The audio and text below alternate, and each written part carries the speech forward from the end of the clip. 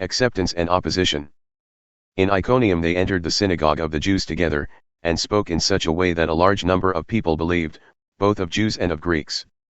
But the unbelieving Jews stirred up the minds of the Gentiles and embittered them against the brothers. Therefore they spent a long time there speaking boldly with reliance upon the Lord, who was testifying to the word of his grace, granting that signs and wonders be performed by their hands. But the people of the city were divided, and some sided with the Jews, while others, with the apostles. And when an attempt was made by both the Gentiles and the Jews with their rulers, to treat them abusively and to stone them, they became aware of it and fled to the cities of Lycaonia, Lystra and Derbe, and the surrounding region. And there they continued to preach the gospel. In Lystra a man was sitting whose feet were incapacitated. He had been disabled from his mother's womb, and had never walked. This man was listening to Paul as he spoke. Paul looked at him intently and saw that he had faith to be made well. And he said with a loud voice, "Stand upright on your feet." And the man leaped up and began to walk. When the crowd saw what Paul had done, they raised their voice, saying in the Lycaonian language, "The gods have become like men and have come down to us." And they began calling Barnabas Zeus and Paul Hermes, since he was the chief speaker.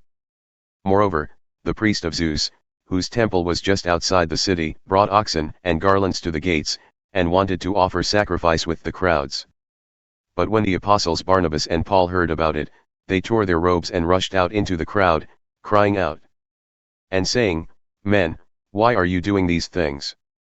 We are also men, of the same nature as you, preaching the gospel to you, to turn from these useless things to a living God, who made the heaven and the earth and the sea, and everything that is in them. In past generations he permitted all the nations to go their own ways. Yet he did not leave himself without witness, in that he did good and gave you rains from heaven and fruitful seasons, satisfying your hearts with food and gladness." And even by saying these things, only with difficulty did they restrain the crowds from offering sacrifices to them.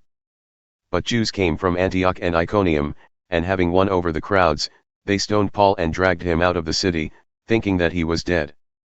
But while the disciples stood around him, he got up and entered the city.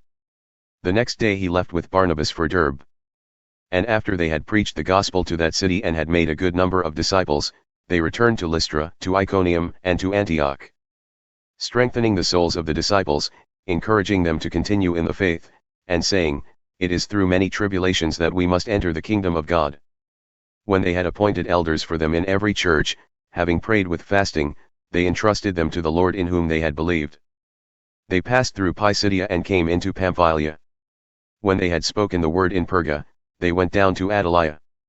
From there they sailed to Antioch, where they had been entrusted to the grace of God for the work that they had accomplished. When they had arrived and gathered the church together, they began to report all the things that God had done with them and how he had opened a door of faith to the Gentiles. And they spent a long time with the disciples.